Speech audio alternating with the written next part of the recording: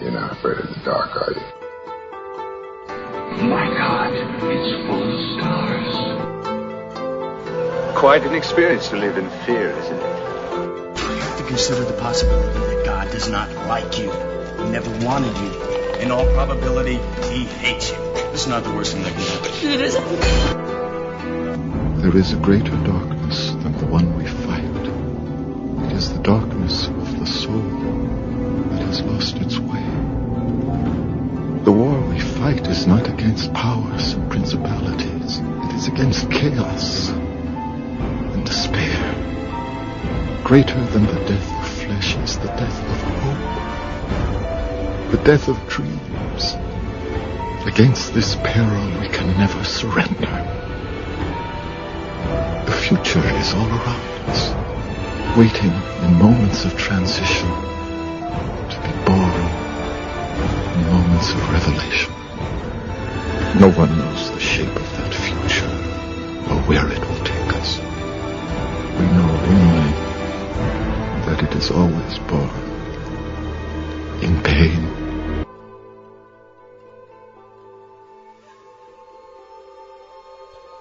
Shalom, my true seekers. This is Coffee, Cigarettes, and Gnosis. As Queen sang, this is your life. Don't play hard to get. Play the game. This is your eternal dark odyssey through the gnashing rocks of orthodoxy in between scholarly pontification and New Age babble. This is your incessant anamnesis or total recall of the divine potentiality within you and the certitude you've lived the life of a dog, but now it's time to live the life of a god. This is you realizing that the mind is the vehicle of consciousness and not the consciousness the vehicle of the mind. A little Campbellian psychospirituality for thee. I was going to the worst place in the world and I didn't even know it yet. I am Abraxas, the same Abraxas who was spoken about in Hermann Hesse's Damien, the same Abraxas whose image was used as a seal by the Knight Templars to guard their occult treasures, and the origin of the word abracadabra. Yes, my true seekers, most of humanity is called upon terrible Abraxas because most of humanity secretly yearns for his deadly kiss. You're a very bad man. Oh, and Abraxas was also a really bad sci-fi B-movie with Jesse Ventura that came out in 1991. But we'll keep that one under our hat, soldiers, shall we? Worship that? Never! So come on, O thirsty ones, take solace in the virtual Alexandria on this Sunday, September 24th, where Hypatia is given a chance to make it home, and the maiden called Wisdom awaits us in her tower of impossible dreams. Like Heraclitus said, your knowledge of many things does not give you wisdom. Whoa. No. Wisdom is released from her confines and into our embrace by an arduous quest through mysticism and wonder. And one way to do this is through the Kabbalah. I'm sorry, Dave. I'm afraid I can't do that. Our guest today, Tau Malachi, Bishop of the Ecclesia Pistis Sophia and a prolific author of such books as Gnosis of the Cosmic Christ, a Gnostic Christian Kabbalah, Living Gnosis, a practical guide to Gnostic Christianity, and St. Mary Magdalene, the Gnostic tradition of the Holy Bride, without a doubt gives us a good launching pad up the Sephiroth, or also called the Tree of Life in Jewish Mysticism. He will also share with us the oral and previously underground framework of Sophian Gnosticism. Either way, you must understand that an hour or so isn't enough, and sometimes neither is just one lifetime. But what did you expect? Spiritual growth is savage and sensual. It is a long hunt through the labyrinth where the horned angelic mafia forever haunts you. We're the middle children of history, man. No purpose or place. We have no great war, no great depression. Our great war is a spiritual war.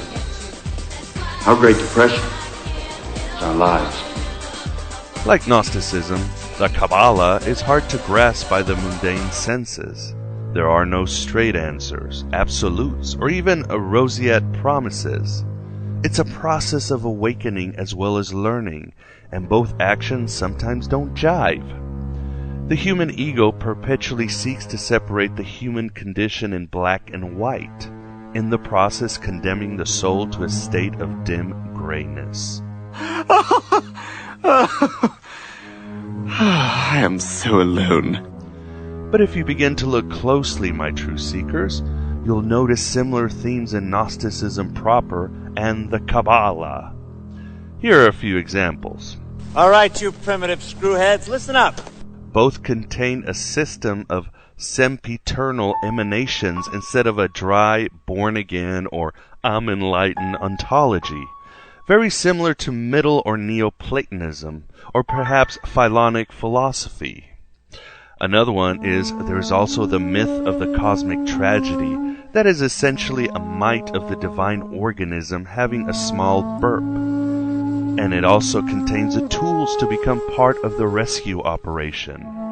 Both Kabbalah and Gnosticism require, first and foremost, that we understand that we have a nucleus of the godship yearning to return to the treasury of light. Or men the Adam Kadmon, the celestial man, in the Kabbalah. In other words, know thyself. Another one is a high concern for the deific feminine principle, and the reality that she has fallen from high places and must be restored along with our spellbound spirits. In Gnosticism, this is Pistis Sophia, the fallen wisdom of the pleroma, or the fullness of the divine totality. In the Kabbalah, it is the Shekinah of Ein Sof, a Hebrew name for the limitless, which lives in exile along with humanity until we can all return to the otherworldly promised land. Someday this war's gonna end. We also have a belief in messengers of light or messianic incarnations that impart salvific knowledge or gnosis. The Christ or Hermes in Gnosticism are just two examples. In the Kabbalah, we have Tiferet, or the mystical David. The perfect world your dream that your primitive cerebrum kept trying to wake up from.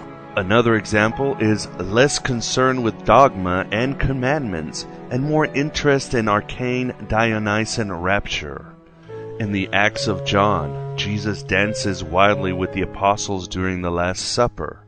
In the Kabbalah, we think of David in a loincloth, cutting a rug in an ecstatic trance around the Ark of the Covenant. Another important one is an understanding that the Creator God is not the supreme ingredient of divinity. In Gnosticism, we've got the Demiurge, or my buddy Jehovah, who is out of control without his mother, Sophia, who is also known as Achamoth. In the Kabbalah, it is understood in secret Hasidic circles that the Creator God is lost without his Shekinah, or also known as Malkuth. Both dudes need our help to find their sanity. In other words, we're all in this together, my true seekers. Was he working for someone? Yes, he's working for God. So God ordered a hit on an investment bank. There's an awful lot that you don't know. Also, both traditions have a stark and sober cognizance of evil. Evil is a real phenomena, a self-sustaining principle caused by a deficiently made universe. It is not the absence of God, but the culmination of empty darkness. In Gnosticism, we may call them archons. In the Kabbalah, they are called the Kelipot. Both are ignorant shards of wasted reality that serve no purpose but to keep our godly nature forever enmeshed in the black iron prison. It can't be bargained with. It can't be reasoned with. It doesn't feel pity or remorse or fear, and it absolutely will not stop, ever, until you are dead. And lastly, but for sure not all the similarities, there is a psychological approach to existence, as well as an existential approach to being. Just because there are things I don't remember doesn't make my actions meaningless. The world doesn't just disappear when you close your eyes, does it?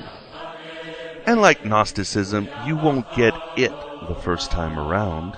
I will keep stressing this. Believe me, my true seekers, when I first saw a drawing of the Tree of Life and some rune-like comments around it, I thought someone was playing a joke on me. So what do I do next? There's a chart, but no celestial map quest with specific directions. No 0.07 miles before the next exit to a higher state of consciousness. I haven't got a brain. But I kept at it and kept being frustrated. I read Gershom Scholem, Dion Fortune, Tao Malachi, of course, and myriad websites. And I kept looking at the Sephiroth, the Tree of Life, wondering when I would get a ride into the Empyrean. It was a disaster. And oddly enough, it was reading Philip K. Dick's The Divine Invasion that made me turn a corner. The Divine Invasion is a tale in which God attempts to return in human child form to an earth he's been banished from. But to do that, he must understand the Torah in its true sense, and that requires that he be united with his lost bride, the Shekinah or presence of God, or we may call her Sophia. Maybe your aha moment will come differently, for we are all upward snowflakes of light matter, unique in our core matrix. But let me read you a passage from the Divine Invasion. And this has to do with a dialogue between an incarnation of Elijah and the protagonist, Herb. The Torah is the law, Herb said. It is more than the law, Elijah said. The word law is inadequate. Even though the New Testament of the Christians always uses the word law for Torah, Torah is the totality of divine disclosure by God. It is alive. It existed before creation. It is a mystic, almost cosmic entity. The Torah is the Creator's instrument. With it, He created the universe, and for it, He created the universe. It is the highest idea in the living soul of the world. Without it, the world could not exist and would have no right to exist. I am quoting the great Hebrew poet Chaim Nachman Bialik, who lived from the latter part of the 19th century into the mid-20th century. You should read him sometime. Herb said, "Can you tell me anything else about the Torah?" Elijah answered. Resh Lakish said, "If one's intent is pure, the Torah for him becomes a life-giving medicine, purifying to life. But if one's intent is not pure, it becomes a death-giving drug, purifying him to death." "I will tell you something else," Elijah said. A man came to the great Rabbi Hillel, he lived in the 2nd century CE, and said, "I will become a proselyte on the condition that you teach me the entire Torah while I stand on one foot." Hillel said, "Whatever is hateful to you, do not do it to your neighbor. That is the entire Torah. The rest is commentary. Go and learn it." Why are you messing with the fantasy? We know about the reality. Don't ruin the fantasy, okay? And furthermore, in another page, Elijah keeps talking, keeps telling the story of the Torah. Most interesting of all, some medieval Jewish mystics held the view that there had been 600,000 Jews who went out of Egypt and received the Torah at Mount Sinai. Reincarnated at each succeeding generation, these 600,000 souls continually live. Each soul or spark is related to the Torah in a different way. Thus, 600,000 separate, unique meanings of the Torah exist. The idea is as follows, that for each of these 600,000 persons, the Torah is different, and each person has his own specific letter in the Torah, to which his own soul is attached.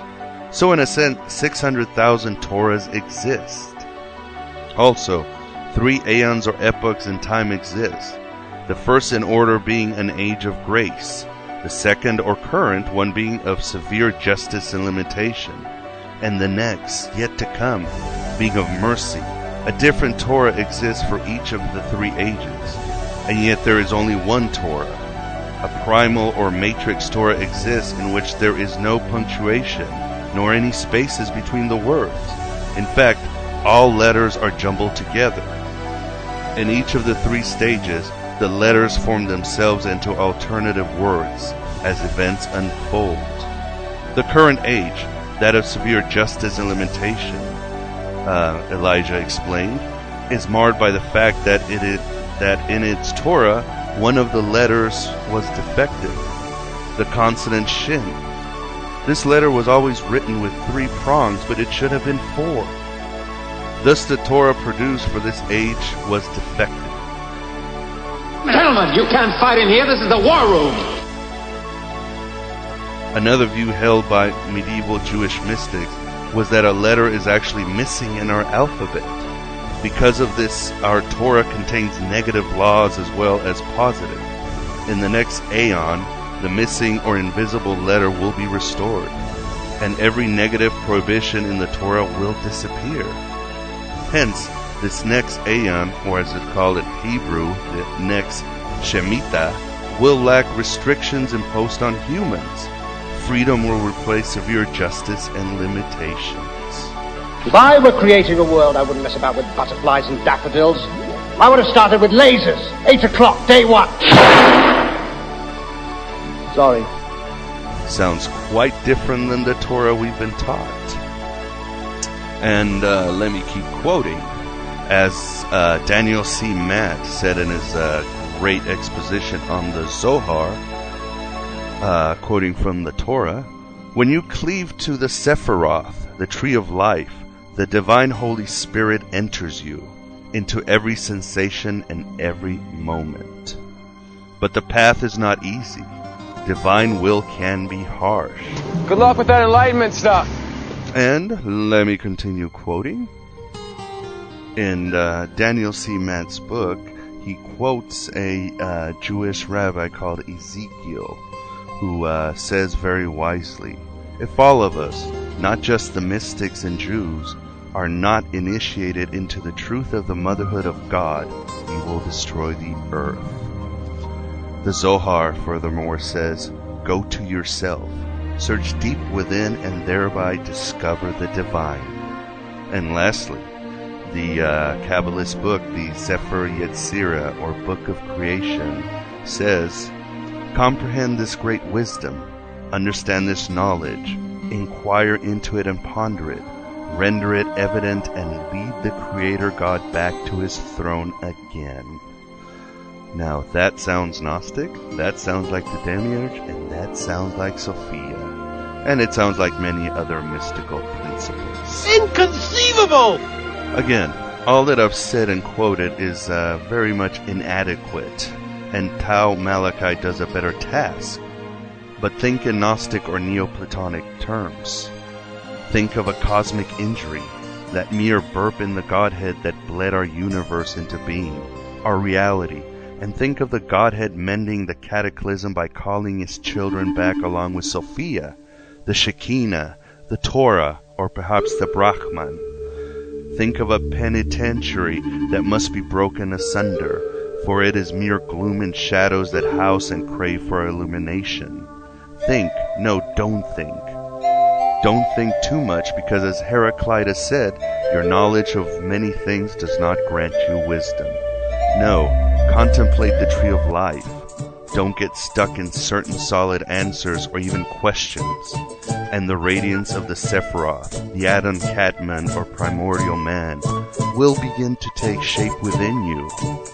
And you will experience the Kabbalah as you experience Gnosticism. And you know why? Because the tree of life, the divine spark, has always been inside of you. As above, so below, said Hermes Trismegistos. The oracle at Delphi simply says, know thyself. And Peter Gabriel sang in the Carpet Crawlers, you gotta get in to get out.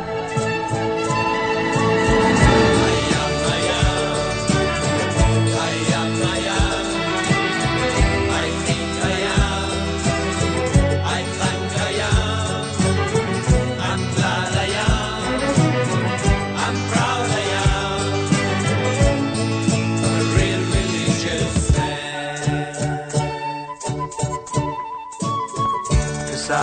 realize you're my best friend. Can separate actions from faith, 'cause you have all I need to take. That's why I think I am. Oh, 'cause I don't pray, I just behave. 'Cause saints and sinners are quite the same. 'Cause it's my temple, the whole wide world. That's why I think I am.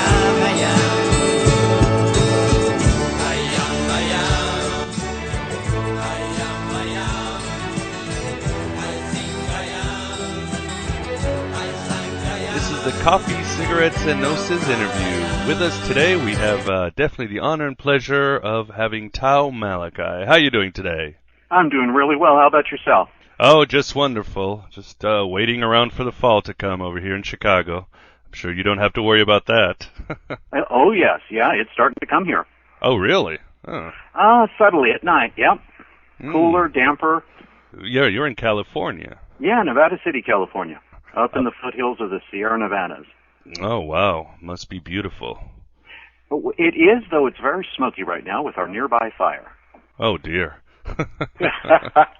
Are you sure it's not... never mind, I was going to say something about they're coming to burn you, but... Sure. Well, no, it's not that close. It's something you don't tell Gnostics, because they get sensitive about the whole fire No thing. Gnostic flags here. Okay, anyway, it seems this is pretty much could be a loaded question, but we might as well give it a try. What exactly is the Kabbalah? That is a loaded question. No. Well, Kabbalah has its origin, of course, as a Judaic mysticism. And Kabbalah comes from a root word, a Hebrew word, kabel, which means to receive. So Kabbalah implies that which is received, as in something revealed. And from a Kabbalistic perspective, well, perhaps in a Jewish perspective, it would be revealed by God, which is an interesting statement. As a Gnostic Christian, rooted in a Christian Kabbalah, we would have a tendency to say it's what's revealed in our experience of God, or of the divine, or of reality. So really, it's a teaching about the recognition of the divine, of reality, of our innate unity, a discussion in the metaphysics within and behind what appears. And the Kabbalah is solely based on the Torah, isn't it? Well, now, not the Christian Kabbalah, but it has its roots in Torah for sure, and the Old Testament. An example is the source work, the Zohar, which a Jewish source work, which is really a mystical commentary on the first 5 books of the Old Testament, which are the Torah. This is a huge source work from which Kabbalists draw wisdom. And the origins, how far back do they go? Well, in very Orthodox Jewish Kabbalah, they would say it goes all the way back to Abraham or even to Adam in myth. We do know that it has its beginnings in Merkava mysticism, which is a form of mysticism that evolved off of the book of Ezekiel and the vision that Ezekiel had, where mystics took it as basic an instruction manual to divine vision or prophecy. But we also know that there was a prophetic current before that, a mystical tradition prior to this book. So it would really be something that went back to the ancient prophets in Israel, having their a beginning in what seems to be something like a shamanic work, really. And you would say that do you think the Greek gematria came before or after, or did they somehow run together? Well, I would have to say that Greek streams and Jewish streams and other streams were all running simultaneously and exchanging sparks. I don't believe that any of the various wisdom traditions have exactly evolved in a vacuum. And it's very hard to say, which came first. Very hard. One of the difficulties is, if we're going back as a scholar or a historian, we're largely bound to written record or written teaching. But of course, in ancient times, there was a great deal that was oral. So how do we know when it came into being, or which came first, or where all the ideas came from? In fact, we can't know that. So it's definitely going to be, I guess, one of those mystery scholars can debate about for ages to come while certain people practice it. Completely. As usual. Completely. And something that probably confuses a lot of people too, that you just mentioned, and also in your books you mentioned Christian Kabbalah, Jewish Kabbalah, there's always Hermetical Kabbalah, I've heard of Arabic Kabbalah. What are the differences? Well, I think it's a difference in flavor, in background. An example of Jewish Kabbalah is going to be rooted in Jewish thought, in Judaic thought, and tradition, and practice. A Christian Kabbalah is going to include Jesus, or Yeshua in Aramaic, and an idea of revelation of Messiah or Christ, and what that means in the tradition. If it were Islamic, then it's going to have a basis in language in Islamic practice and tradition, and so on and so forth. Same with Hermetic Kabbalah. This is including Hermetic thought, alchemical thought, modern occult thought. So each has its own flavor. In behind, really, I think we have the same light and truth, but it takes on these different forms. And in my own case, when referring to what we do as Christian Kabbalah, it's in respect for other people of saying, well, no, we're not saying we're teaching Jewish Kabbalah or specifically Hermetic Kabbalah, as someone else might be. So we're actually just trying to respect and celebrate the differences and make a clear statement that, well, no, we don't have all answers to all Kabbalah. We teach a Christian Kabbalah. But isn't all Kabbalah or Kabbalah based on the tree of life, regardless of the flavor or slant? Isn't that the center of it all? Yes, pretty much so. That glyph is a central teaching device and a central device of contemplation. So yes, they do have a lot of common ground, and they have common ground in terms, but yet they also have differences. It would be very much like looking into any group of wisdom traditions.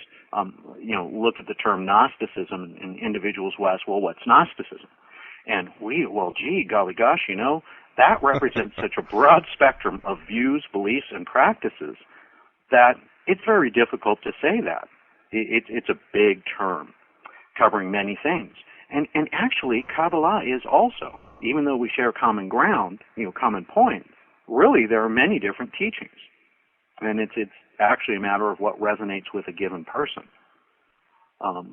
It's also a way of saying, well, where's the authority in Kabbalah outside of one's own experience? That's certainly dangerous thought there, Malachi. Better be careful. But there's certainly been some ground breakers like Isaac Luria and Shabbatai Zevi and others who basically broke the ground. What are some of the figures that have inspired you, or do you feel are very influential to the modern Kabbalah?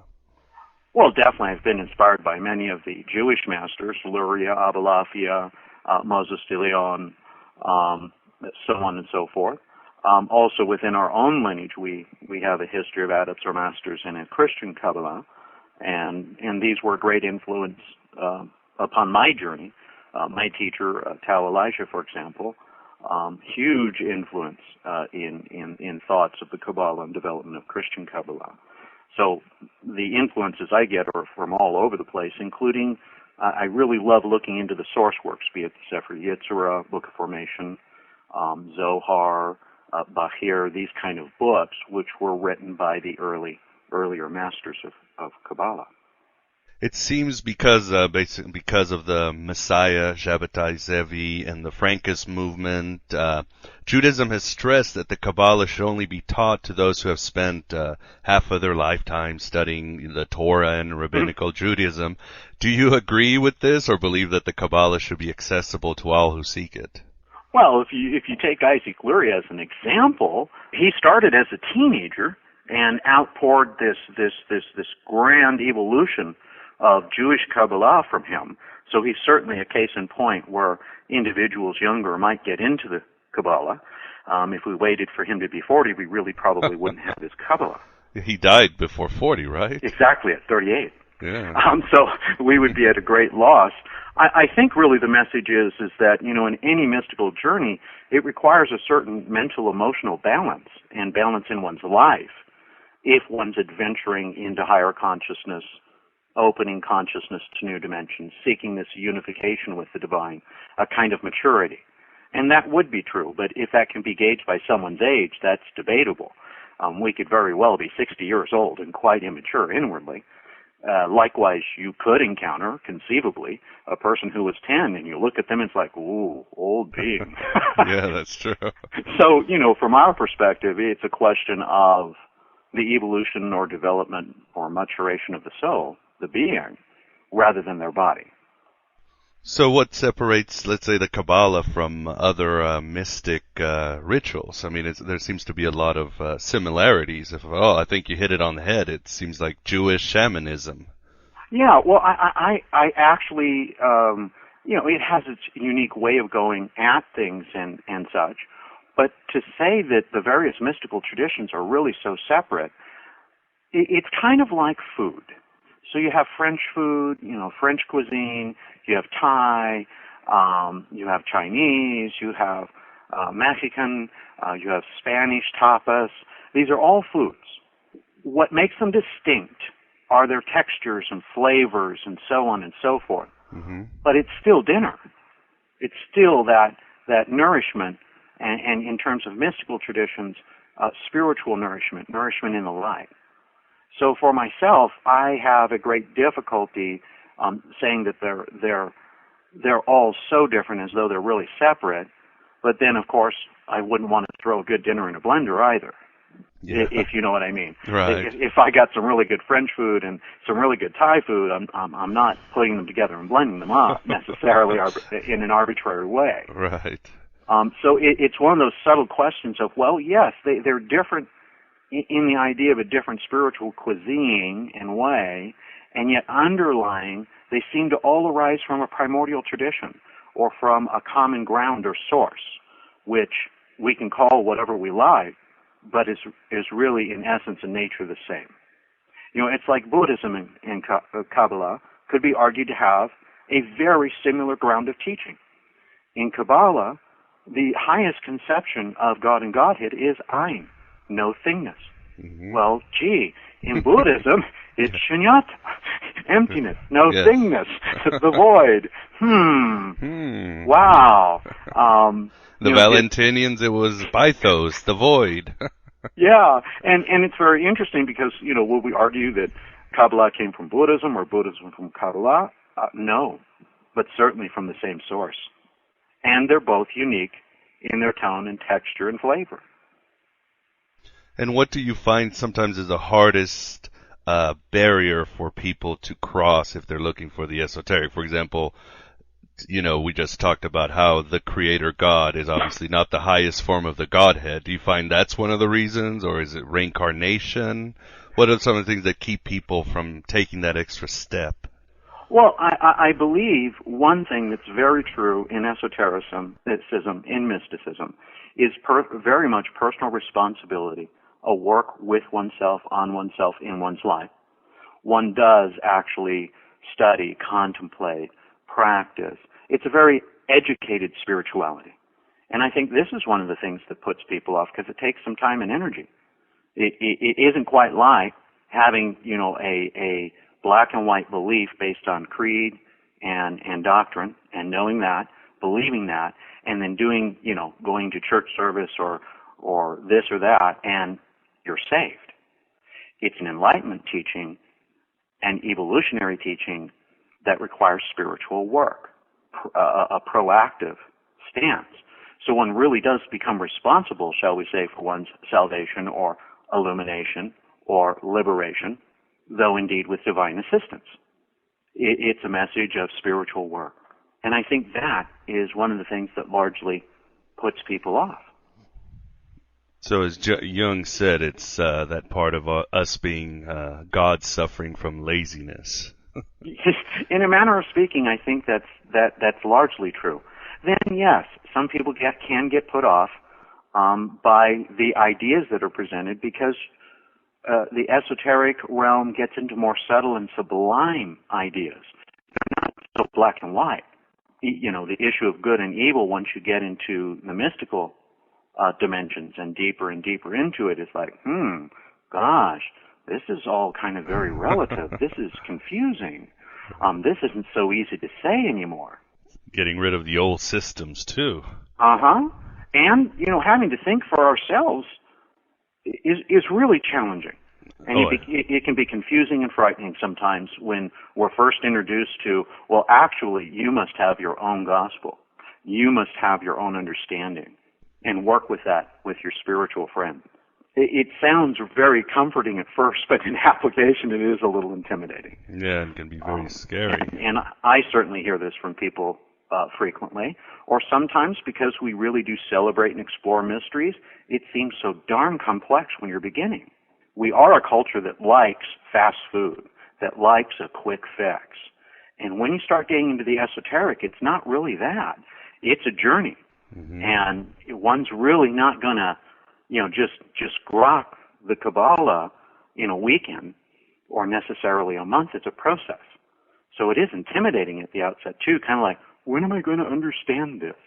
And I don't know. Eventually, though, if you keep working with it. You'll get a piece of paper in the mail and you're done. Something like the certificate. Yeah. And it seems, one of the things which I personally and a lot of people like about both the Kabbalah and Gnosticism is they really don't play around with the concept of evil. They seem to have they know and understand evil without all of the excuses. Could you tell us in the Kabbalah how do they talk about the concept of evil besides God or Satan punishing mankind? Yes.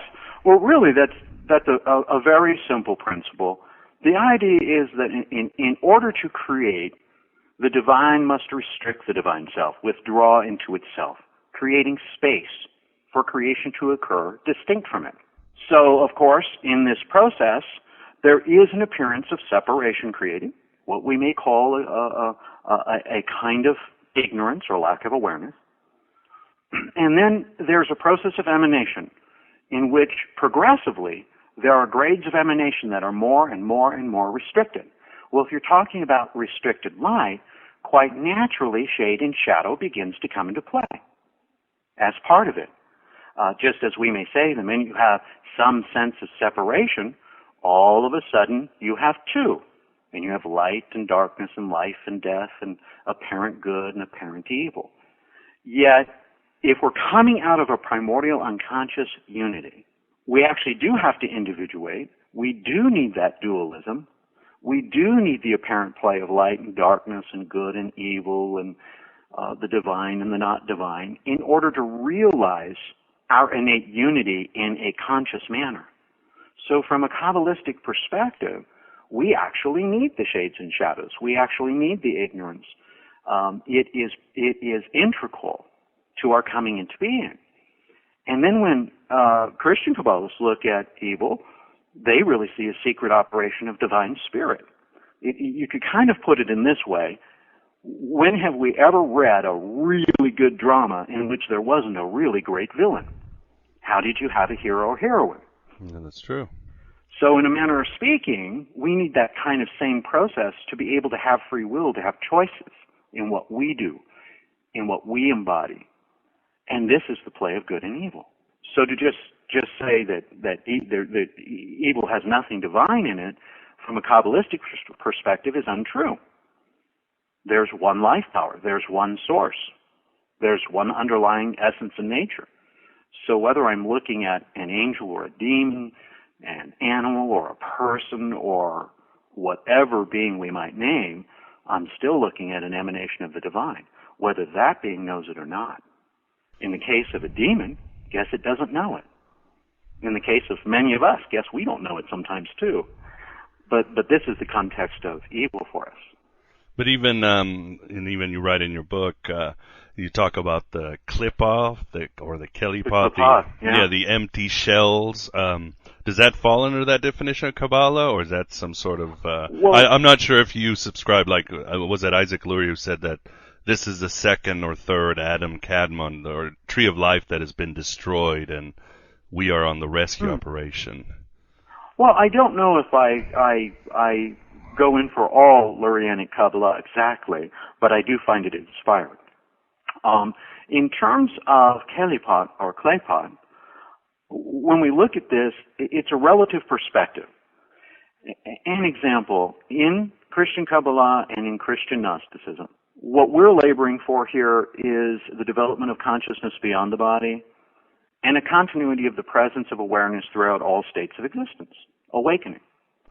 Mm-hmm. In this sense, it could be argued that these bodies are Klepot, or a husk of darkness, or a husk of frozen light, and that ultimately we're meant to transcend them. Now, that's not to say that we would demonize body or the material plane, but it is a perspective, a relative perspective. Compared to a body of light, a subtle body of consciousness, these are very dense and relatively dark. Now, of course, in the middle of our evolution, where we really need these bodies for what we're doing as a being, as a soul, as a mind stream, they're very good. So it's a relative point of view. It's like the tree of life when you link up what they call the great tree, where you basically have these glyphs stacked and interlocked with one another. And they talk about divine emanations at the level of making, or divine emanations at the level of formation. Well, the lower to the upper, or shall we say the outer to the inner, is always technically Klepot. But that doesn't mean it's not divine and doesn't have a purpose. Kind of like a shell and a nut. The shell protecting the nut until it's ripe. And then, of course, becoming an obstruction when we go to eat the nut. This is Klepot, if this is making any sense. Oh, yes, it's a system, basically the Gnostic system or Neoplatonic of emanations. Yes, exactly. And how you, as what Hermes Trismegisto said, as above, so below. Right, and maybe one of the great fallacies is that all Gnosticism, for example, is talking in dualistic terms. It really depends on the Enlightenment experience, the Gnostic experience that they're speaking from. If they're speaking with a view like what we're talking about right now, that's not dualism at all. It's just a perspective saying, well, our evolution is beyond here. Doesn't necessarily make here evil. What besides your work, obviously, for let's say the curious person or the lay person who wants to approach Kabbalah, what are some books or scholars, organizations that you would recommend? Well, I think that a lot of books by Lawrence Kushner are very good. Ari Kaplan does some wonderful work with the Kabbalah. We usually recommend Jewish source works because that's the ground or root, and we certainly work from it. Also, Daniel Matt's work, a great example is God and the Big Bang, where he's talking about scientific discovery and what Kabbalah's been saying for thousands of years. Really helps people kind of get an insight in their modern terms into what the Kabbalah might be about. So authors like these, really. Don't you write that there are 3 types of Kabbalah? Yes, very much so. There's contemplative or meditative Kabbalah, which is a way of meditating on scripture, teaching, etc. for insight. There's also what may be called a magical Kabbalah or divine theurgy, where one's using a practical application of energy to facilitate a change in consciousness or in this reality display, this radiance of mind, as well as a prophetic Kabbalah, the deeper meditative Kabbalah, which is for divine vision, opening consciousness to new dimensions, things like that. And in the Kabbalah, is everybody have access to it, or for the prophetic type, do you have to be chosen by the divine agencies? Well, I think it's all a matter of our own capacities. Some people have natural talents at this or that in life. Other people do not. That seems to designate how we as practitioners walk our path. Each of us are trying to pay attention to, how do I work? What's my way? What calls to me? What do I feel a strong connection with? Not so much an idea of the divine calling you as though, a glow-in-the-dark deity in the sky, you come, but more innate to you, like your life intentionality, your being, what you resonate with. There's the call. Because, one comes into a tradition of Kabbalah, and there are many different practices, many different ways. From one practitioner to another, they can have two very different expressions of the path. So one's really got to find their way by an inner guidance and inner resonance. And it's innate to who we are. And could you explain how the Kabbalah's view, angelology, let me say it right, differs from Talmudic Judaism or Christianity? Well, I can certainly speak about it from teachings of Kabbalah in our tradition. Everything is put in the context of emanation. So rather than speaking in literalism about distinct beings, God outside, etc., everything actually becomes divine emanation. In terms of the tree of life, a divine name is one of these light emanations in the archetypal or emanatory world. It then emanates into the world of creation as an archangel. That archangel then emanates as an order of angels, which are like a body of emanation to that archangel. And then finally there's a celestial attribute, planet, sun, moon, stars, representing this flow of energy in the material dimension. So there's a very non-linear idea in the Kabbalah compared to some ideas presented in the Talmud or in Orthodoxy. But it's rather like the difference between Orthodox Christianity and Gnosticism or mystical Christianity. Also more an emanation, non-linear kind of view. It's not so static. Creation in Kabbalah is an evolutionary movement. Creation has never ended. So it's not so fixed or static in the view. And I liked how you speak about the angel. Well, you speak about how Enoch, and which flabbergasted me. Enoch simply means initiate, and he became the angel Metatron, who's the biggest, baddest guy in the neighborhood, huh? Yeah, in a manner of speaking, yes, very much. He towers over Satan or anybody. Yeah, and it's really kind of speaking of what we would call an angelic realm as like a womb or matrix in light evolution, and trying to communicate the real aim of a human being, which is a divine or supernal and enlightened humanity, which actually transcends cosmic powers and other spiritual forces, being a microcosm of them all. A universe or world in miniature of them all. And that's what that legend is pointing to.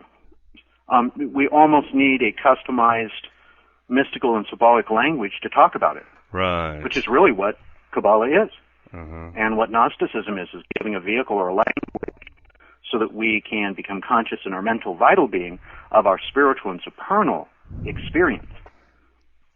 But another one, one of the things that really impressed me about the Kabbalah, and I can't believe I never read it, maybe I missed it, that other traditions never gathered, but is in the Kabbalah, from what I've read, in the concept of reincarnation, the Gilgul, you can actually reincarnate backwards and forwards in pieces with other beings. Is that correct? Isn't that? Could you explain a little about that? Because it's pretty amazing. It makes sense outside of space and time. It's logical. It does.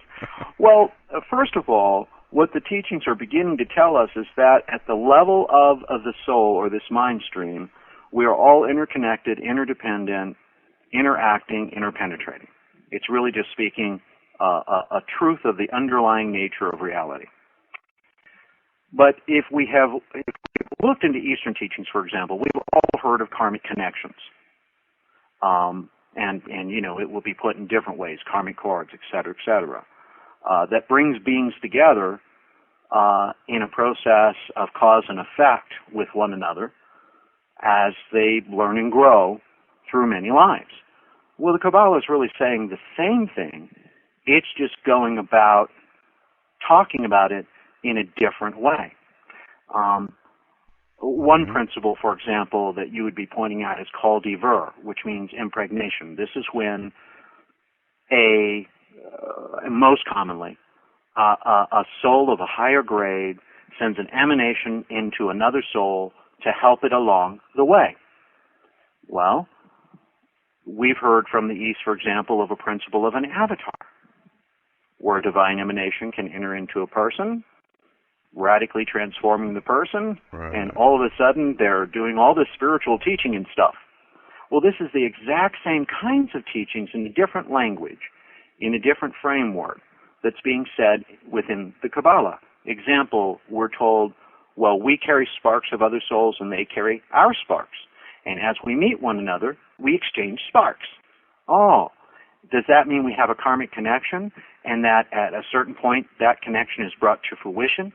And that's what's called we return sparks to one another? Some teachings will point out that individuals incarnate here in family units and groups to play different roles. Wow. An example, suppose we saw a family with a young person who suffered developmental disability.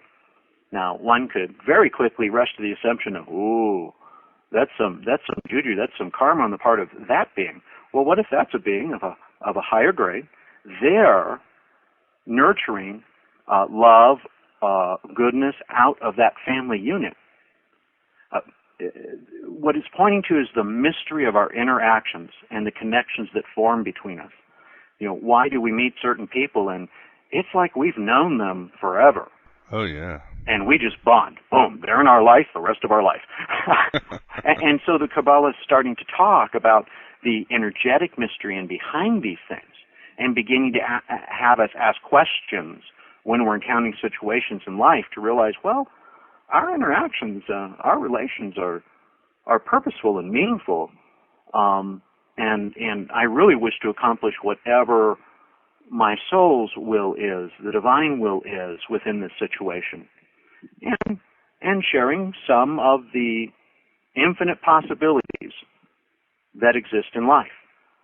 Because that's where the teaching starts getting complex, because you can end up with, 10,000 examples of, well, what this one means, pointing at all these different situations in life that reflect that teaching.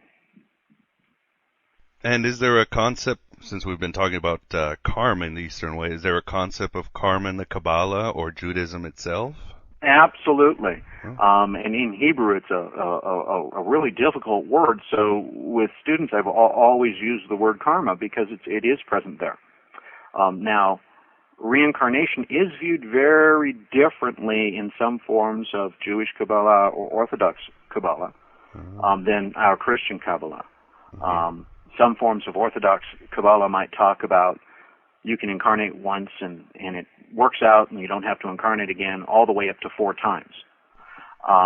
Of course, in a Christian Kabbalah, or at least our school, we don't have the view that one's soul was innately human at the very outset. So we speak of countless incarnations, very similar to some of your Eastern schools. So there is a little bit more linear phrasing of reincarnation and this process and karma within some forms of Judaic Kabbalah. And a lot of this is obviously based on the famous passage in the Bible, which is, who is it? John the Baptist is the reincarnation of Elijah. Am I getting that right? Well, yes, that is a teaching within mystical and Gnostic Christianity and within our tradition. Idea of adepts and masters who continue to return for the harvest of souls for the great work out of compassion. Similar to the Buddhist concept of what's it called, bodhisattva? Completely, of Buddhas and Bodhisattvas that continuously return. That's an innate principle within the Christian Kabbalah. In Jewish Kabbalah, where actually the Jewish Kabbalists will draw the idea of 4 incarnations, is there's a phrase in the Torah about Hashem or Yahweh visiting wrath unto the fourth generation of those who do not fear him. Mm-hmm. And of course the number 4 comes up, and it's like, aha, we can come back as many as 4 times.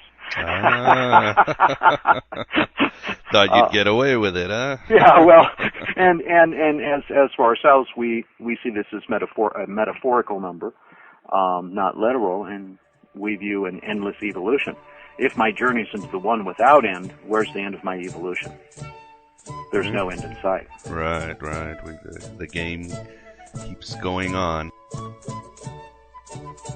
Now we switch gears to Sophian Gnosticism, the tradition that was passed down to Tau Malachi. Like I've said before, there is no one-size-fits-all theology, philosophy, or ideology in Gnosticism. And we're noticing the same with the Kabbalah. Heck, we haven't really delved deep into Lurianic, Zevi, or Frankish Kabbalah, for example. It's a buffet of delirium meant to keep your ego and the powers and principalities guessing until you can experience that event horizon of transcendental bliss. Light seeps into the cracks like stars as pinpricks of enlightenment in the cosmic darkness. We are all meant to write and live our own gospels. We are all meant to enact our own myth. For in that field of myth, we shall find our true selves and what we need to be doing in the eternal now. Like Malachi will mention, he is now very involved in his website, Sophian.org, mainly in the forums, which also have their avatars at several Yahoo and MSN groups. So please visit Sophian.org and join the forum if you're further interested in expanding your knowledge of Sophian Gnosticism or the various Kabbalias. Malachi is there to share his knowledge and acumen, one-on-one, which is quite a gift considering how beyond reach many Gnostic scholars and masters are. So take advantage of it, my true seekers, if you will. In addition, Sophian.org has the central tenets of his tradition and other resources, including the Gnostic sayings of Mary Magdalene. But enough of my drivel. Let us emanate ourselves to the second half of the interview.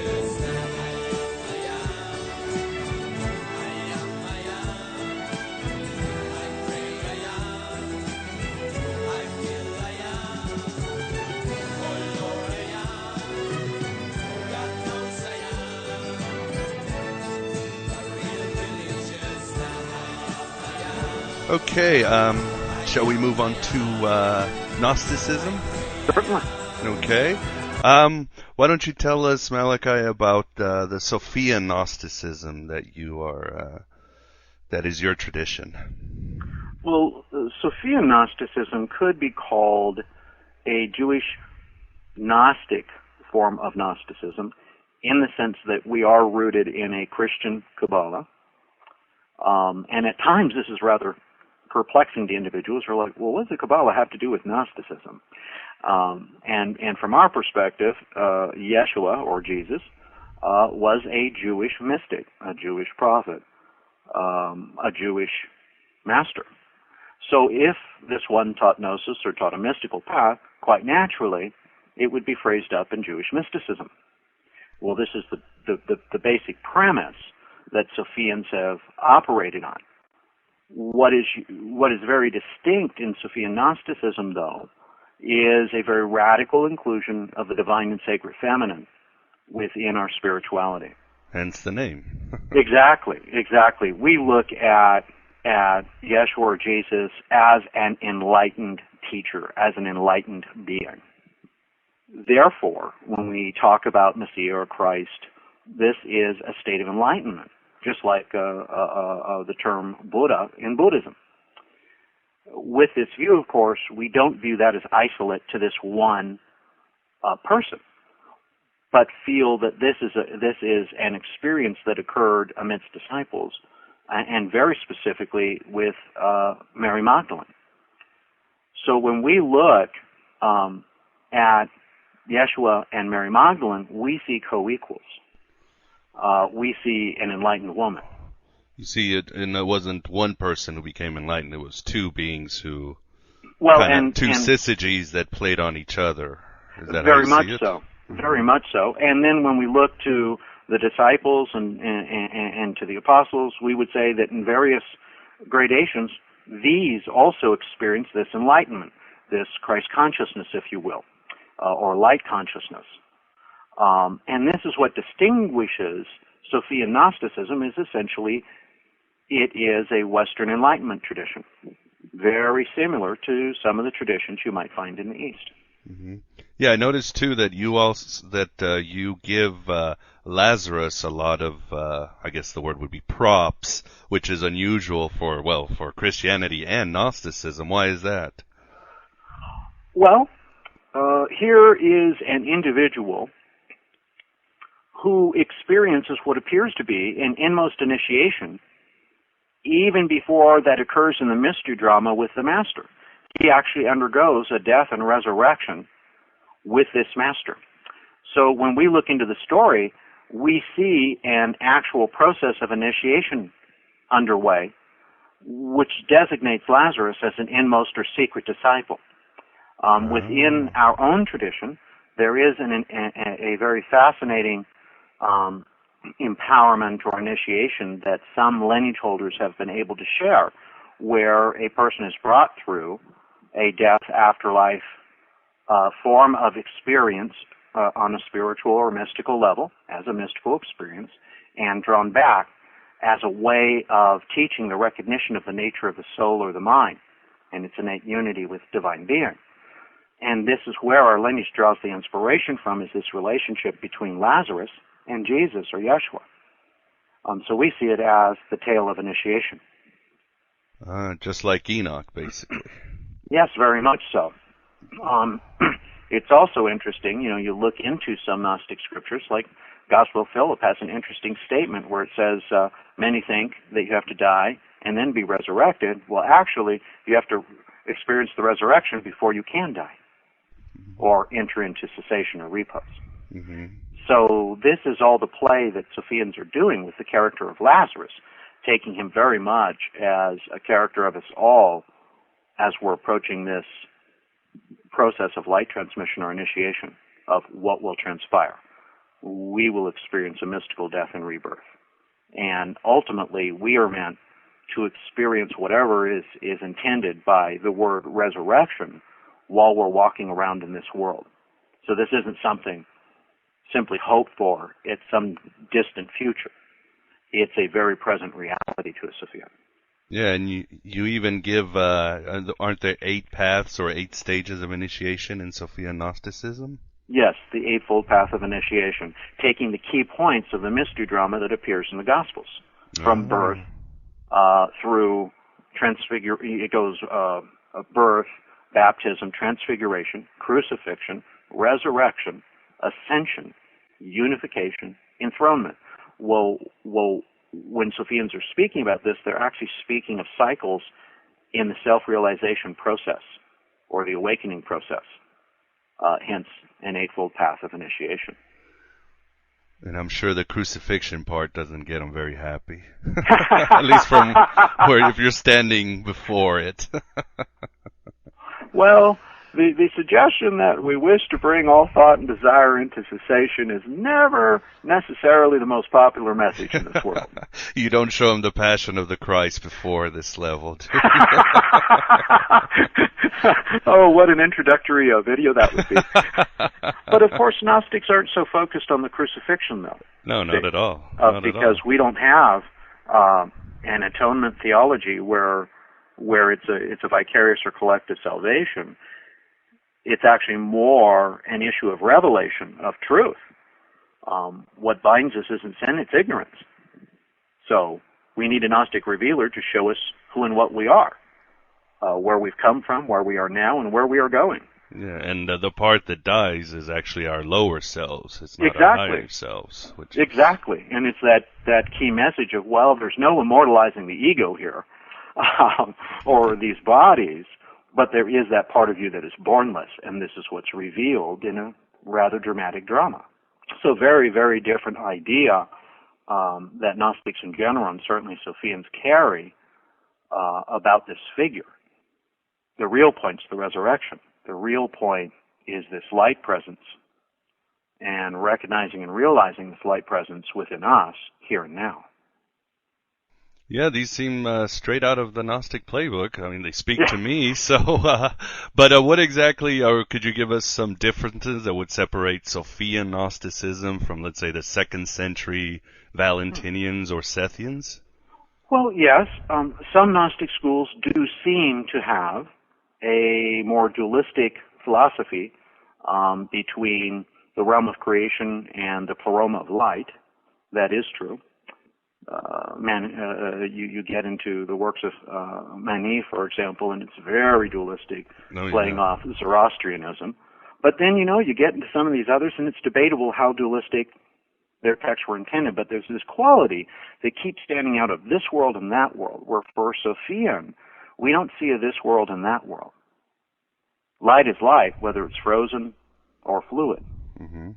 So we carry a non-dual view, and that's very particular to Sophian Gnostics.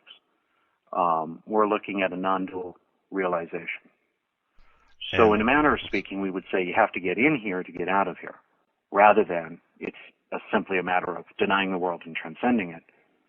Actually, you must move within and through it for realization. And do you, obviously, if you practice Kabbalah, you don't have the negative or as negative a worldview towards the Creator God or the Demiurge, do you? Well, now that's the assumption that one thinks the God of the Old Testament is the Demiurge, which Sophian Gnostics don't. The Demiurge is in the mix as cosmic ignorance, the idea that, well, any revelation of truth is obviously going to be tainted by who and what we think we are, what we think we know, and what we think reality or God to be, or by our preconceptions, preconditions, and expectations. When we look at the Old Testament versus the New Testament, we are seeing individuals more encumbered by ignorance and therefore more distortions in the revelation.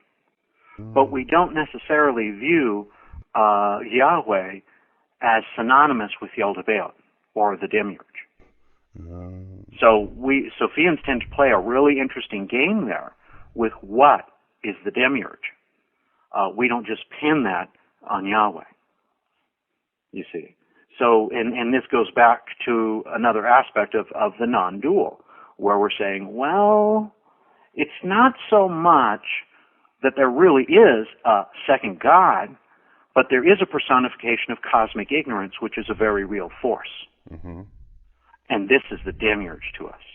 Now, here's this revelation, this light transmission that's moving through various gradations, and along the way it gets distorted by ignorance, by negativity, et cetera, et cetera. And from Old to New Testament, you see a higher gradation of the light transmission. Then we look into the future and would have to suspect further evolutionary successions of that revelation or that light transmission. In other words, we would recognize that, wow, even now when we look at it, we must have our own shades and shadows attached, our own gradations of ignorance. So this is a very different view that Sophians hold. Do you equate the ego with the Demiurge in Sophian tradition? Self-grasping, which is even more subtle than the ego. The ego certainly is a play of self-grasping, but it's even the idea that any object I'm looking at has an independent and substantial self-existence in and of itself, as though it's not a co-arising phenomena of all that is. So when I look to the coffee table in my living room, and I believe it has a self, a substantial self-existence, this is self-grasping. Same if I look at a tree this way, a person this way, myself this way, anything or anyone. And this is pervasive of our experience of reality. It's also the expression of the illusion of separation, of why I walk around unaware of my connection with the source of being, with God and Godhead. So this is really Demiurge. In the Pistis Sophia, a Gnostic gospel, a very beautiful Gnostic gospel that was written in Coptic, we hear of Demiurge, one of the terms is a self-willed triple power. Well, that triple power in our teachings is ignorance or self-grasping, desire, lust, greed, any one of those three, and fear, anger, hatred, a triple power of the unenlightened bondage, and this is demiurge. So what in the Sophian tradition, what are some of the recommended readings, or what do you base yourself? I know you mentioned a lot the Gospel of John, the Revelations according to John. What are some of the other texts, or do you simply... Well, we certainly use texts from the Nag Hammadi. We have our own spin and interpretation. We're practitioners. We're certainly not scholarly. We actually, as our classical brothers and sisters, manipulate things any way we need to for the transmission of gnosis and light. Right. You do what the old experience. Yeah, you do what the old. It's all Gnostic subject did. to our creative usage. So we use traditional scriptures as well as Gnostic scriptures, such as the Pistis, Sophia, or what you find in Nag Hammadi. But ours has been an oral tradition up till this time. Only now are we starting to write this down. Our lineage goes back 5 generations of known Tao, back into about the mid-18th century, or very late period 17th century. And through the time, it's been all oral tradition, nothing written. We have a complete way of teaching in oral tradition. So this becomes the difficulty right now as people are approaching Sophian Gnosticism and having more and more interest because of the publication of books and our website is, well, you can only write it down so fast. So if one's really looking into Sophian Gnosticism, right now our main website and the books are what's recorded in writing. Other than that, you'd have to sit and talk with a lineage holder because of its oral quality. Right, and so you say it goes back to the 1800s. How did it begin? Was it a trickling down of Rosicrucians, Martinists, or what are the origins? Well, you definitely know that initiates in our tradition had involvements in Rosicrucianism, Martinism, Freemasonry, etc. But they were very, very quiet, private people. Basically, they would just impart the teachings to their spiritual companions, their students, and to generating new lineage holders. And so what you would get is you get a little bit of information about the lineage holder. Like the earliest one we know of was named Tao Daniel. We know the person was a bishop in the outer church, fully consecrated, as well as an esotericist. We know he was German. And we know that this is where our lineage appears from the shadows or shades of time. Then we get a little bit of information about the next fellow, Tao Raphael, who was a Frenchman, and apparently an aristocrat, and have been told something of a playboy while being an esotericist. He was the Crowley of your organization. I wouldn't go that far necessarily. Who knows, though? I never met him. But what happened is with time and entire bodies of teachings, practices, because we're very practice-oriented, very much like you might find Buddhist communities, very practice-oriented, have evolved and been passed down. And these were done in small groups where people would meet in the homes of lineage holders very, very privately. No formal structure or organization. It has always been more like a circle of friends. So it does get shrouded for us. And it's very interesting when we look into the lineage because we see influxes not only from Western mystery traditions that directly parallel and show involvement in other traditions in the West. We even see influences of Eastern traditions such as Vajrayana or Tibetan Buddhism, which occur back with lineage holder 2 before me. But no one ever says how it got there. It's not something that is talked about. I'm sure there must be some fears, and especially in this day where, like you said, it's writing and now you're on the web. There must be some fears about becoming too dogmatic or people beginning to come to you with all the answers. Is that a big fear with your organization? Well, we certainly at times get approached by individuals who come to educate us, and that's okay.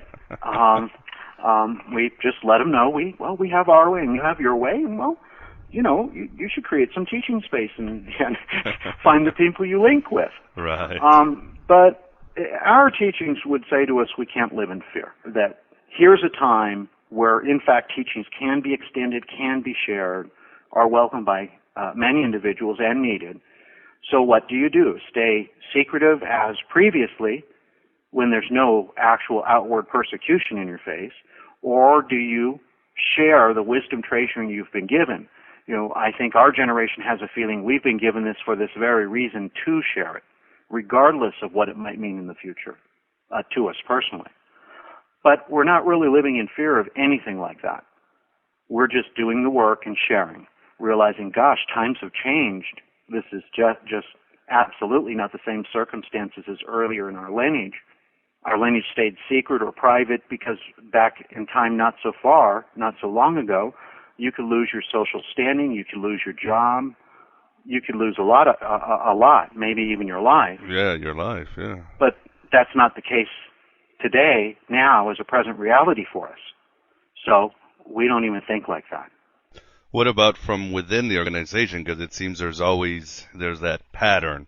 You have a great oral tradition, the great masters like Jesus or Zoroaster, or even Isaac Luria, they don't write anything down.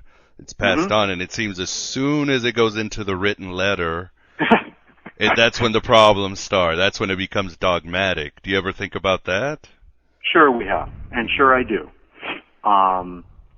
We have not only been preserving the inner branch or dimension of our lineage, but we've generated an outer one, Ecclesia, Pistis, Sophia, where we've merged our very esoteric Sophia Magdalene line of Gnostic apostolic succession with outer forms of apostolic succession, forming a church as an outer branch of the lineage or outer order. And can't say where all that work will go someday. But you've got to try and cast the seeds and give people access and opportunity. That's the feeling. The motivation for writing is, well, everybody can't sit around a lineage holder. There's very few of them. Ours is a very small lineage. So this is the way of making it accessible. Where it goes, yeah, sometimes you're like, I don't know. I wonder what's going to happen with this, because this is getting so much more linear than how we typically have worked or how I received it. Right. It definitely is. But can we keep reminding people of that and keep reminding them of, well, there's always more, and this is subject to vast interpretation. How do you go about presenting that? So what we're trying to do is present it in a way that just keeps reminding, well, this isn't all of it. And you could interpret this, 10 different ways, But yeah, it's a concern. And lastly, and I must mention this, and I'm going to get roasted for this, but I found it very interesting that you have 114 sayings in the Gospel of Thomas, and then you give Mary 200. Why is it women have to talk more? You went there. I had to go there. Well, she actually has 250. My God, Mary. And there was purpose and meaning. How much do we hear the words of Yeshua versus hear the words of Miriam or Mary? Yeah, that's true. So really, it was very intentional that it virtually double outclassed the Gospel of Thomas, simply to say, well, this one had much to teach. But if you look through all the various scriptures we have, so often it's Jesus, Jesus, Jesus, Jesus, Jesus. So it seemed good for Miriam or Mary to have some time. Especially since they've worked so hard at hiding her for most of history, or blemishing or tarnishing her name. Yeah, and what those are really sayings that occur in our oral tradition, and there's many more of them. But 250 were what flowed out for that, and seemed good enough. It's good enough for her, then I'm not going to complain. Don't want to get on Sophia's bad side. She scolded the demiurge already once. Scold me. Well, I think that's about it. How about you? What books do you have in the future? Well, right now I don't know. I'm doing so much writing of the mystery of the orders within the website for the internet community, and and Ecclesia Pistis Sophia that I'm really focused on that rather than a book right now. Hopefully there will be a second Magdalene book eventually here that gives more practice, a more practice-oriented presentation with Mary Magdalene, allowing people to have a deeper experience of the bride of Sophia. But I don't know when that's going to happen. Been to, in fact, I just signed up to your forum, so I've seen your name here and there. Yeah, just a little bit. Yeah, just a little bit. Yeah, you're active. Now, see, you just proved what a big mouth a man can have. That is true, and I think my big foot just went in my big mouth a while ago. So, oh well, so it is. Well, as Gnostics, we have everybody going at us at once, so... Oh, we've got to have some rebellious statements once in a while. Oh, and a sense of humor, please. Yes, certainly. Absolutely. It's the spice of life. Yes, it is. Well, thank you very much for being on Coffee, Cigarettes, and Gnosis, Malachi, and I certainly hope to have you on in the future. Maybe we can discuss some more aspects of the Kabbalah and Gnosticism as people have more questions.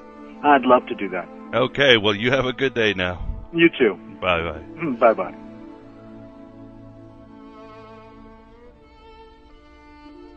And that was Tau Malachi on Coffee, Cigarettes, and Gnosis, imparting a king-sized dose of sapience. Again, please visit sophia.org for more information on Sophian Gnosticism and the Kabbalah, or check out his books, specifically Gnosis of the Cosmic Christ, a Gnostic Christian Kabbalah. Don't act like you're not impressed. And we did what we could on this show, but it is up to each and every one of you who seeks a higher reality to travel up the Sephiroth. And watch out for those Archon Keebler elves who entice you with their munchies of ignorance. Oh, Lord, I really need to go to analogy school. Anywho, it should be noted that not all of Judaism is fine with the Kabbalah. The Orthodox and Hasidic Jews have been at each other's jugulars for over 300 years. Hello. My name is Inigo Montoya. You killed my father. Prepare to die. Kabbalists have been called witches and warlocks, just like Gnostics have been called satanic heretics. But at the end of the day, I think of that old saying, we practice religion, they practice magic. Did you say the words right this time? Well, maybe I didn't say every single tiny little syllable, no, but basically I said them, yeah. Basically. What's the difference when you think about it? Terminology killed a mystical star. Yeah, analogy school, I get it. Another thing you might have noticed is that the once occult traditions are presently at the touch of your fingertips like never before, whether it be the Kabbalah or Sophian Gnosticism, or good ways to make peyote pies. Why is that, you may wonder?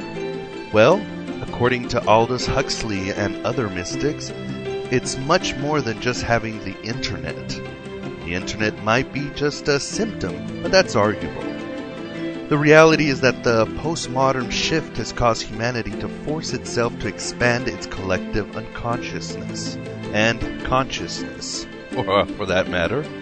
Maybe that seems like a stretch, seeing the world we live in, but the world has always, in perspective, been a den of thieves and murderers. But if you look closely, you'll see that gradually more and more people are becoming increasingly awakened and hungry for a broader existence.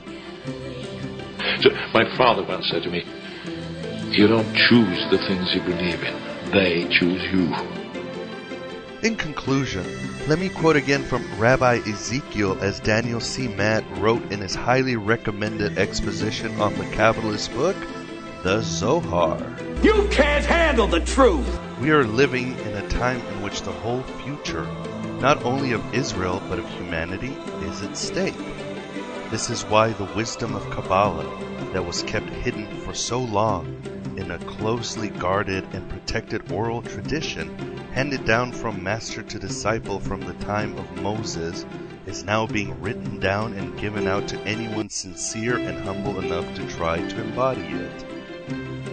Just as the Tibetan mystics kept their wisdom to themselves for almost 2,000 years and are now opening its treasures to the world, so we Kabbalists understand that the time has come to share what we know. In the pain and struggle of our time, a planetary spiritual civilization is struggling to be born. It will bring together in a way none of us can yet imagine all the highest teachings of all the greatest mystical traditions to give humanity what it needs to meet the terrible challenges it faces and to prepare it for a wholly new and wonderful flowering that the prophecies of many religions foresee. This flowering is not certain, but it is possible if we want it enough and work for it.